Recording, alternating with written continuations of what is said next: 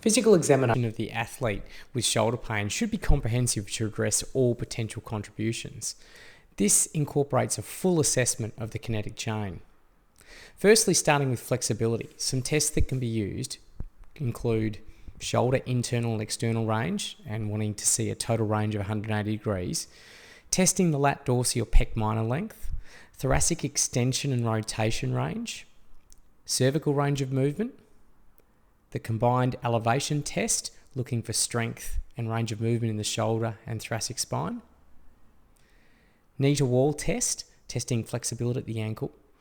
modified Thomas test, looking at flexibility in through the hip, active straight leg raise, assessing the flexibility of the posterior chain and hip, and a seated hip internal and external rotation. Neuromuscular tests include the closed kinetic chain test, upper limb Y balance test, and the single leg squat.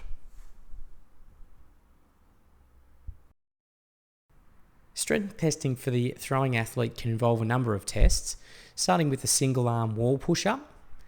progressing to a side plank hold, comparing the left versus the right, single leg bridge to fatigue, comparing the left to the right, front plank hold, then moving on to the use of handheld dynamometry with either a push or a pull strain gauge,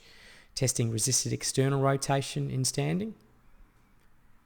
and resisted internal rotation in standing, and ideally want to see a ratio of 3:2, internal versus external, testing shoulder abduction, and then performing the ASH test if having access to force plates in the 3 different positions.